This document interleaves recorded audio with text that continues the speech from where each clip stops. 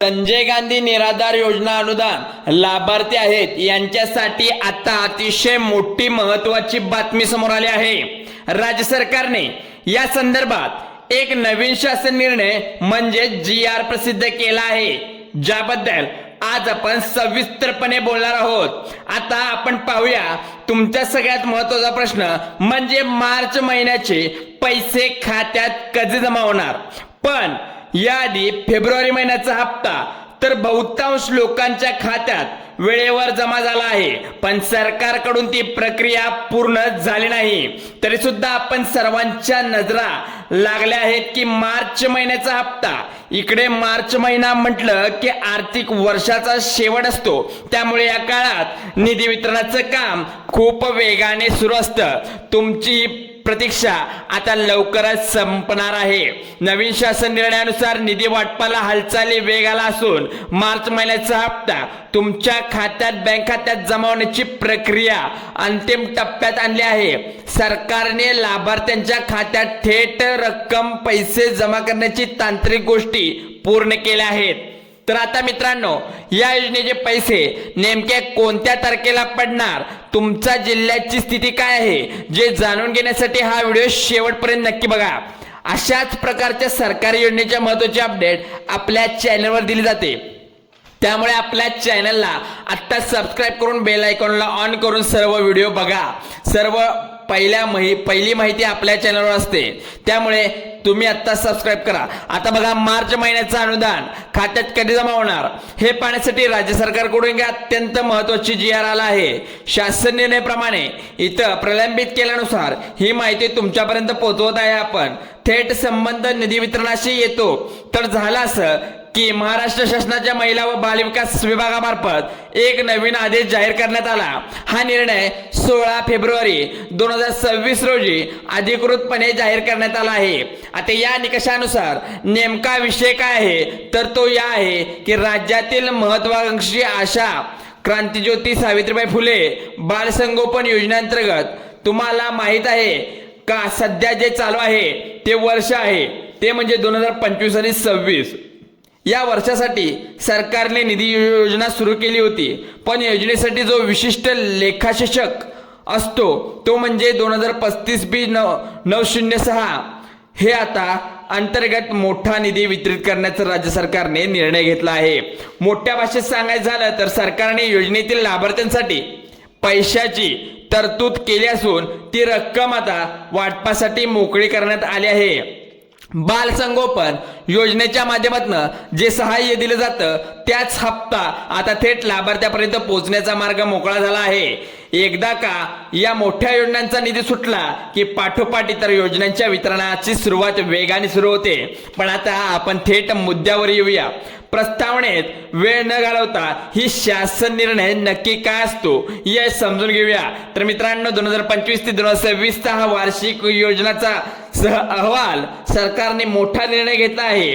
यामध्ये सामाजिक सुरक्षा आणि कल्याण विभागामार्फत विशेष आपल्या बालकांच्या संगोपनासाठी मोठा निधी मंजूर करण्यात आला आहे। आता बघा, सरकारच्या मागणीनुसार X12 जो सामाजिक न्याय आणि बालकल्याण संबंधित अंतर्गत बालसंगोपन योजनेसाठी भरघोस तरतूद करण्यात आली आहे।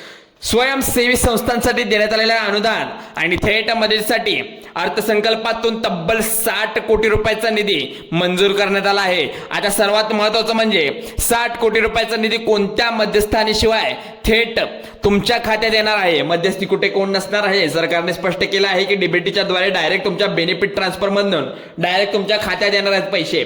त्यामुळे सुरुवातीला हा आकडा वाचताना कदाचित तुमची गल्लत होऊ शकते, पण आकडा पूर्ण 60 कोटी रुपये इतका आहे। आता तुमच्यापैकी जे लाभार्थी बालसंगोपन योजनेचा लाभ घेत आहेत किंवा ज्यांनी आपल्या मुलांच्या भविष्यासाठी आणि योजना सुरू केली आहे त्यांच्यासाठी ही नक्की आनंदाची बातमी आहे, कारण की लवकरच निधी वितरणाला सुरुवात होईल। जर तुम्ही अजून या योजनेचा लाभ घेतला नसेल किंवा तुम्हाला याबद्दल हवी असेल माहिती, योजनेचे नियम व अटी काय आहेत, कारण की सरकार निराधार बालक जी संगोपन योजना आहे त्यांच्या काळजीसाठी ही मदत असते। म्हणजेच काय, समजा महाराष्ट्रातील आपल्या सरकारकडे फक्त 2 योजना आहेत, जर लहान मुलांसाठी ते अगदी ज्येष्ठांपर्यंत वयोगटातील शासनाच्या अनेक कल्याणकारी योजना सुरू आहेत। या योजनेचे पैसे थेट लाभार्थ्यांच्या खात्यात जमा होतात। पण अडचण कुठे येते माहित आहे का? आपल्या राज्यातील बहुतांश बांधवांना संजय गांधी निराधार योजना, सध्याची गाजलेली लाडकी बहीण योजना, 2 योजनांचा माहिती आहे। पण या व्यतिरिक्त अशा कितीतरी योजना आहेत ज्या वेगवेगळ्या विभागामार्फत चालवल्या जात आहेत, पण माहीत नसल्यामुळे अनेक गरजू लोक त्यापासून वंचित राहतात। आता ज्या बालसंगोपन योजनेबद्दल आपण बोलत आहोत, पण एक अशी महत्त्वाची योजना आहे, या योजनेसाठी 2025 ते 26 वर्षापासून तब्बल 60 कोटी रुपयाचा निधी प्रत्येक संस्थांना देण्यात येत आहे। बघा, सूचना सध्या आपल्या इथं पोहोचली आहे। एक मोठी रक्कम आहे, ती थेट पात्र लाभार्थ्यापर्यंत पोहोचली जात आहे। आता तुमच्या मनात एक प्रश्न असेल, योजनेसाठी नक्की कोण पात्र आहे, अर्ज कसा करायचा आणि कोण कागदपत्र लागतील, कोणती कागदपत्र लागतील? तर काळजी करू नका, योजनेची A to Z माहिती आपल्याला या व्हिडिओच्या माध्यमातून दिसणार आहे। तर अगदी सविस्तरपणे आपण सांगणार आहोत कोण लाभ घेऊ शकतं आणि कोण प्रोसेसला पात्र आहे। तर मी तुम्हाला पुढच्या भागात समजावून सांगतो। आज सगळ्यात महत्त्वाचा विषय हाच आहे की बालसंगोपन योजनेचा निधी मंजूर झाला असून वितरित करण्याचं काम सुरू झालं आहे। सरकारी तिजोरीहून 60 कोटी रुपये लाभार्थ्यांच्यासाठी कल्याणासाठी खर्च केले जाणार आहेत। पण मित्रांनो, आता एक गोष्ट नक्की समजून घ्या, आपल्या राज्यातील अनेक कल्याणकारी योजना त्याची माहिती घेणं ही काळजी गरजेची आहे। कारण काळाची गरज का झाली आहे, कारण योजनांचा लाभ तुम्ही जर पात्र असाल तर तुम्ही घेऊ शकता, जर कोणी अपात्र असेल तर कसं घेऊ शकतं? तर यामध्ये बघा, आता तुम्हाला हक्काचा लाभ घेणे हे योग्य आणि योग्यच आहे।